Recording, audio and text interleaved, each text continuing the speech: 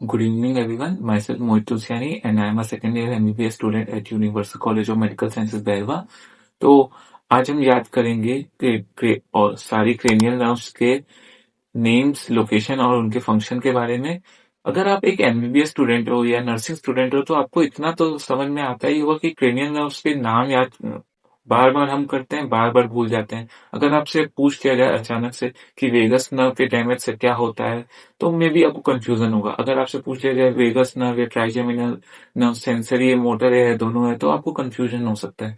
तो आज इन्हीं सब चीजों को हम याद करेंगे विथ अ वेरी फनी और we can say with a very memorable face. तो चलिए शुरू करते हैं। तो सबसे पहले हमको ये जानना है कि क्रेनियल नर्व्स ओरिजिनेट कहाँ से होती हैं। ठीक है, तो इसको याद करने की एक ट्रिक मैं बताता हूँ कि पहली बात, क्रेनियल नर्व्स मेजरली ओरिजिनेट होती हैं आपके ब्रेन स्टेम से। तो ब्रेन स्टेम के 3 पार्ट्स होते हैं। मिड ब्रेन, एक उसके नीचे एक पॉन्स होता है जो कि एक बल्जिंग बेली की तरह होता है, और फिर नीचे टेपर डाउन होते होते मेड्यूला आता है। तो इसके लिए एक रूल है, 2-4-4 रूल। मतलब मिड ब्रेन से दो दो क्रेनियल नर्व्स निकल रही है, वो है क्रेनियल नर्व 3 एंड 4। उसके नीचे पॉन्स जो कि बल्जिंग वैली है, उससे निकल रहे 4 क्रेनियल नर्व्स जो कि होती हैं आपकी 5, 6, 7, 8। और मेड्यूला से 2-4-4 4 क्रेनियल नर्व्स निकलती है, 9, 10, 11, 12। ऑलराइट। तो इसके बाद यहाँ पे खत्म हो गया जो नर्व्स ब्रेन स्टेम से निकल रही हैं। अब दो क्रेनियल नर्व्स जो 1 एंड 2 होती हैं, वो डायरेक्टली आपके फोर ब्रेन से निकलती है। ओके, ये आपके हो गए ओरिजिनेशन कैसे होता है। दो ऊपर की फोर ब्रेन से निकल रही है, बाकी जो जितनी भी 10 हैं वो ब्रेन स्टेम से निकल रही है। राइट। इसके बाद आते हैं नाम कैसे याद करना है। तो नाम को याद करने के लिए और फंक्शन को याद करने के लिए हमको क्या है, एक फेस बनाना है विथ नोज, आईज, लिप्स, और उसके नीचे शोल्डर्स बनाने हैं। आपको मैं दिखा दूंगा बना के। राइट। तो सबसे पहले देखा है आपके पास एक ही नाक है, तो इस पे आपको 1 लिखना है। और नाक से क्या होता है, नाक से स्मेल करते हैं, तो स्मेल से कौन सा वर्ड होता है, ऑल्फैक्टरी नर्व। तो ये नर्व आपको नाम से पता चल रहा है, आपको स्मेल करने में मदद करती है। और ये बहुत ही सेंसिटिव नर्व नर्व है कि जैसे फॉर एग्जांपल अगर आपको स्कल फ्रैक्चर हो गया या आपको आपकी नाक टूट गई, तो आपका सेंस ऑफ स्मेल जल्दी से चला जाएगा, क्योंकि ये जो नर्व है शॉर्टेस्ट पाथ है to the brain, shortest and straightest part है टू द ब्रेन। राइट। यहाँ पे खत्म हो गई क्रेनियल नर्व 1। अब 2 पे आइए। दो आंख है, उनके बीच में आपको 2 बनाना है। तो ये हो गई आपकी ऑप्टिक नर्व। नाम से पता चल रहा है ऑप्टिक मतलब आपको आई साइट प्रोवाइड करती है, आपको साइट प्रोवाइड करती है, प्योरली विजन के लिए होती है। ठीक है। लेकिन देखने के लिए आपको सिर्फ विजन तो नहीं चाहिए होता है, आपको आई मूवमेंट भी करना होता है। तो इसके लिए एक मैं फॉर्मूला आपको बताता हूँ, LR6SO4। वो भी स्क्रीन पे दिया होगा। LR6 lateral rectus 6। तो लेटरल रेक्टस एक मसल होती है, नाम से पता चल रहा है लेटरल, लेटरल मतलब बाहर की तरफ। आपकी जो आईबॉल्स बाहर की तरफ मूव करती हैं, वो इसी मसल की वजह से होती है, लेटरल रेक्टस। ठीक है। लेटरल से एक और चीज पता चल रहा है, बाहर की तरफ जो मूव कर रही है हमारी आंखें, ये क्या हो रहा है, एबडक्शन हो रहा है। तो जो ये एबडक्शन करवाने वाली नर्व होती है वो होती है एब्ड्यूसेंस नर्व। और लेटरल रेक्टस 6 मतलब ये क्रेनियल नर्व 6 है। राइट। इसके बाद LR6SO4 फॉर्मूला को फिर से देखते हैं। बाद में आता है सल्फेट या फिर SO4। तो सुपीरियर ऑब्लिक 4।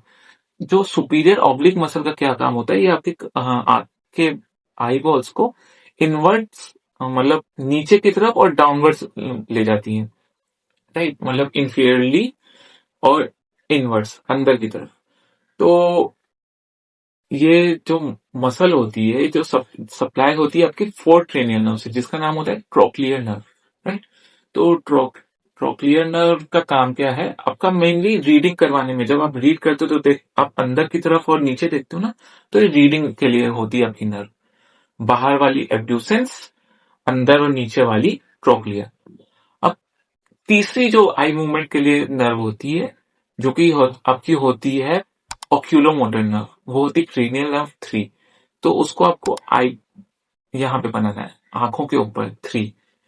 जो भी काम आई मूवमेंट लेटरल रेक्टस से और सुपीरियर ऑब्लिक से नहीं हो पाते हैं, वो इसी थर्ड ओक्यूलोमोटर नर्व से होते हैं, राइट। ये क्या क्या आपका आपके आईलिड्स को लिफ्ट करवाते हैं, आपकी प्यूपिल्स को कंस्ट्रिक्ट करवाती हैं, और बाकी सब ऊपर नीचे, ऊपर देखना, सीधा नीचे देखना, अंदर की तरफ नहीं, सीधा नीचे देखना, तिरछा इस साइड देखना, इस साइड देखना, ये सारी आपकी कौन करवाती है? ऑक्यूलोमोटर। बाहर की तरफ एब्ड्यूसेंस, नीचे और अंदर की तरफ ट्रोक्लियर।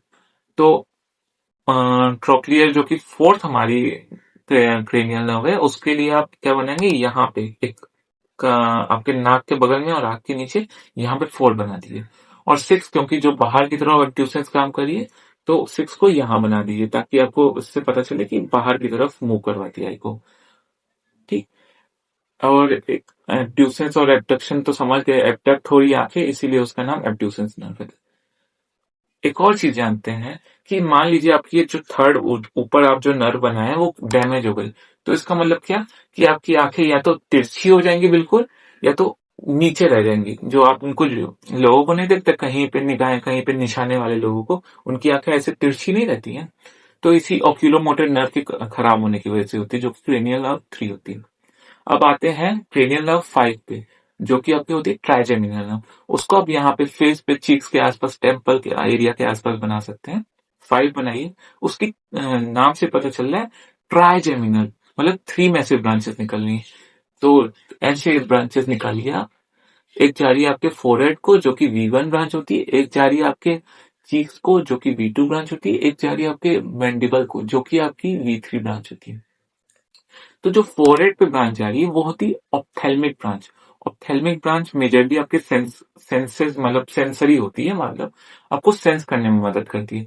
जो चीक्स वाली ब्रांच है वो मेजरली, वो भी आपकी सेंसरी होती है। मैंडिबल वाली ब्रांच है, ये आपकी दोनों है। ये आपका एक सीक्रेट काम करवाती है। अगर आप यहाँ पे टच करोगे और अपने जॉ को हिलाओगे, तो देखोगे कि आपका जॉ पॉप आउट कर रहा है। ये आपकी इसी मैंडिबुलर, जो V3 ब्रांच होती है ट्राइजेमिनल नर्व की, इसी की वजह से हो रहा है, आपका मैंडिबल हिलता है। जो आप च्यूइंग और या फिर मेडिकल लैंग्वेज में मैस्टिकेशन करते हैं, तो वो भी इसी मैंडिबुलर नर्व की वजह से होता है, जो कि ब्रांच है ट्राइजेमिनल नर्व का। फिर आते क्रेनियल नर्व 6 पे, जो कि एब्ड्यूसेंट नर्व है, आंखों का लेटरल रेक्टस, वो मैं बता चुका हूँ। इसके बाद आती है सेवेंथ। तो सेवेंथ के लिए आप यहाँ पे बना सकते हो। क्यों? आपने ये तो बता दिया कि सेंस कैसे आ रहा है आपके फेस को। आप टच कर रहे हो, पॉइंट कर रहे हो, कुछ पिन चुभा रहे हो, तो आप सेंस कैसे कर सकते हो? Through trigeminal. लेकिन आपको फेस को मूव भी तो करना है। लाइक आपको फेशियल एक्सप्रेशंस के लिए मूव करना है, आपको आंखें जोर से बंद करनी है, आपको फोरहेड पे ये रिंकल्स आते हैं, हंसते हो आप, स्माइल करते हो, तो ये सब किसकी वजह से होता है? फेशियल नर्व की वजह से, जो कि आप यहाँ पे 7 बना के उसको याद कर सकते हो। अब एक फैक्ट मैं शेयर करता हूँ। जब बेल्स पाल्सी एक दिक्कत होती है जिसमें एक फेशियल नर्व डैमेज हो जाती है, इसमें क्या होता है? आपका आधा फेस ड्रूप डाउन होने लगता है, इंक्लूडिंग योर फोरहेड। आप रिंकल्स भी नहीं बना सकते। लेकिन उसी का काउंटर पार्ट स्ट्रोक जो होता है आपका, उसमें फेस तो ड्रूप डाउन होता है, लेकिन आपका फोरहेड ड्रूप डाउन नहीं हो सकता है, आप रिंकल बना सकते हो। तो डिफरेंस मैं शेयर करता हूँ। बेल्स पाल्सी में आपका face including forehead drupe down हो रहा है, लेकिन आपके स्ट्रोक में सिर्फ आपका फेस ड्रूप डाउन हो रहा है, आपके लिप्स हो रहे हैं, आपकी आंखें हो रही है, लेकिन फोरहेड नहीं हो रहा है, राइट। तो ये क्लिनिकल एस्पेक्ट बता दिया मैंने फेशियल नर्व का। इसके बाद आती क्रेनियल नर्व नंबर 8। तो इसके लिए आपको कान पे 8 बनाना है, जो कि कान से क्या होता है? कान में 2 हिस्से होते हैं ना, वेस्टिब्यूल और कोक्लिया। तो इसी से वेस्टिब्यूल और कोक्लियर नर्व। वेस्टिब्यूल जो कि आपको बैलेंस करने में मदद करता है, कोक्लियर जो कि हियरिंग में मदद करता है।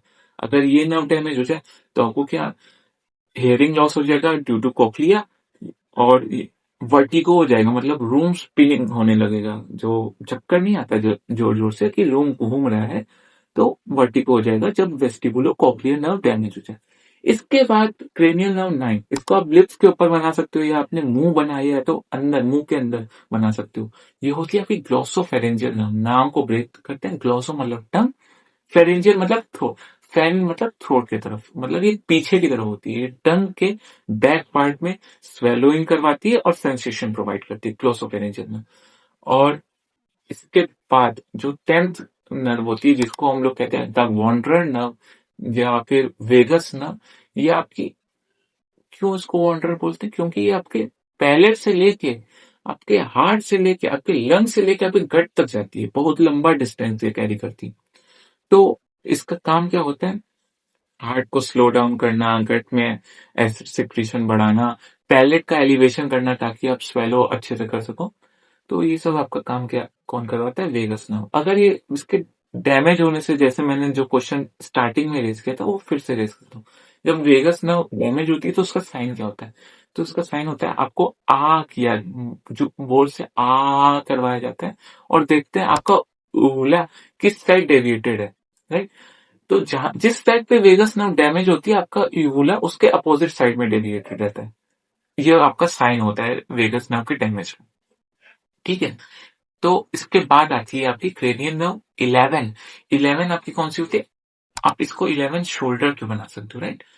वेगस नर्व को आपको सेंटर में बनाना है क्योंकि ये ऊपर से लेके यहाँ तक नीचे तक जा रही है।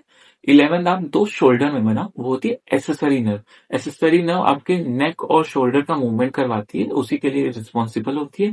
जो आप शोल्डर श्रग्स करते हो ना, ये एसेसरी नर्व की वजह से होता है। इसके बाद आइए आप अपने 12th पे, जो कि लास्ट क्रेनियल नर्व होती है, वो आपकी होती है हाइपोग्लोसल नर्व। नाम से पता चल रहा है, हाइपो मतलब नीचे, ग्लोसन मतलब टंग, मतलब ये टंग के नीचे होती है डायरेक्टली, और ये आपके टंग के मूवमेंट से मदद करती है आपको। ठीक है। इसका डैमेज हो जाए तो हमको क्या साइन दिखेगा? तो आप जब टंग को स्ट्रक आउट करोगे करके, तो जिस साइड आपका, जो साइड आपका ब्रोकन होगा, इंजर्ड होगा, उसी साइड आपकी टंग घूमेगी। जो आपका वेगस नर्व था, जो साइड ब्रोकन होगा उसके अपोजिट में यूवुला होगा, लेकिन इसमें जो साइड डैमेज है हाइपोग्लोसल में, उस साइड आपकी टंग घूमेगी। तो इसको हाइपोग्लोसल से आप याद कर सकते हो, टंग लिक्स्टा लेजन या फिर टंग लिक्स्टा इंजरी। जैसे कुत्ता चाटता नहीं है अपने बच्चे को जब उसको चोट लग जाती है, तो टंग लिक्स्टा इंजरी मतलब जिस साइड इंजरी है हाइपोग्लोसल में, उस साइड टंग आपकी घूमेगी जब आप स्ट्रक आउट करोगे इसको। तो ये बात कर ली हमने हाइपोग्लोसल के बारे में। अब सारी क्रेनियल नर्व्स के नाम आपको पता चल गया, उनका फंक्शन भी पता चल गया है, राइट?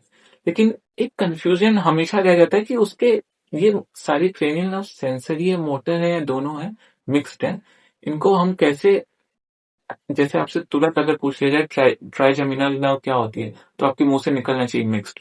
अगर आपसे तुरंत पूछ लिया गया ऑल फैक्ट्री नर्व क्या होती है, तो आपके मुंह से सेंसरी निकलना चाहिए। तो इसके लिए भी एक मैं नेमोनिक लेके आया हूँ, या गूगल से ही देखा था मैं तो उसको। तो नेमोनिक है, some says marry money but my brother says big brains matter more. तो इसके जो, ये जो सेंटेंस है, इसके जो पहले पहले जो वर्ड्स है ना, उनके पहले पहले आप अल्फाबेट्स को देखो। सम, एस, तो उस एस से पहला, क्योंकि ये पहला वर्ड है, इसका पहला लेटर देखो एस है, तो ऑल फैक्ट्री ना सेंसरी हुई। सेज, इसका पहला लेटर क्या है? एस है, तो जो आपकी सेकंड क्रेनियल नर्व होती है, ऑप्टिक नर्व, वो भी आपकी सेंसरी हुई। अब आप फिफ्थ पे, तो some, space, marry, money, but. Fifth, तो फिफ्थ क्रेनियल नर्व आपकी कौन सी है? Trigeminal nerve.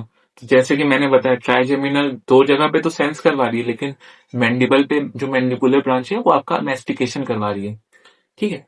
चलो सिक्स्थ को भी देखते हैं। तो some, says, marry, money, but, माई। माई का पहला अल्फाबेट क्या है? एम। मोटर। सिक्स कौन सी थी? याद करो, जो मैंने साइड में बनवाया था यहाँ पे, एब्ड्यूसेन नर्व। उसका काम क्या है? सिर्फ लेटरली आई को मूव करवाना थ्रू लेटरल रेक्टस मसल। एक बार फिर से एक एग्जांपल देख लेते हैं। Some, says, marry, money, but, my brother, B. Seven cranial nerve कौन सी थी आपकी? फेशियल नर्व थी। तो फेशियल नर्व से बट, माई, तो some, says, marry, money, but, my brother. ये फेशियल नर्व का दोनों काम, सेंस भी करना है और आपको मोटर, मतलब याद करिए आपका एक्सप्रेशन जो करवा रही थी नर्व, दोनों काम हो रहे हैं। हाँ, तो इस तरह से हमने ये जान लिया कि हमको डिवाइड कैसे करना है सेंसरी, मोटर और मिक्स में क्रेनियल नर्व्स को, राइट? अब एक बार रिवाइज कर लेते हैं कि हमने कैसे मेमोराइज किया था क्रेनियल नर्व्स को। सबसे पहले 2-4-4 rule. 2 mid brain, 4 pons, 4 medulla, और जो बाकी की 2 बची वो 4 ब्रेन से, राइट। उसके बाद हमने नाम जाने थे, क्योंकि नाक हमारी एक है तो 1 ऑल्फैक्टरी, 2 आंखों के बीच में बनाया हमने 2 ऑप्टिक, फिर 3 ऊपर बनाया था आंखों के, वो ऑक्यूलोमोटर, फिर 4 आंख के, इसे ये नाक और आंख के बीच में बनाया था जो कि ट्रोक्लियर, फिर एब्ड्यूसेंस 6 थी, तो आपकी जो आंखों साइड में आपको आपकी आंखों को घुमा दे रही थी, तो एब्ड्यूसेंट हो गई। फिर 5th आपकी ट्राइजेमिनल थी जो कि आपको 3 ब्रांच दे रही थी, V1 V2 V3, ophthalmic, maxillary, mandibular, right. 7th आपकी फेशियल थी जो सेंटर में बनाया था। 8 आपकी ऑक्यूलोमोटर थी जो कान में थी, आपकी हेयरिंग करवा रही थी, बैलेंस करवा रही थी। 9th आपकी ग्लॉसोफेरिंजियल थी जो कि आपको स्वेलिंग करवा रही थी, पीछे साइड टंग के सेंसेशन दे रही थी। 10th आपकी वेगस थी जो कि आपकी वॉन्डरर थी, लंबी सी थी।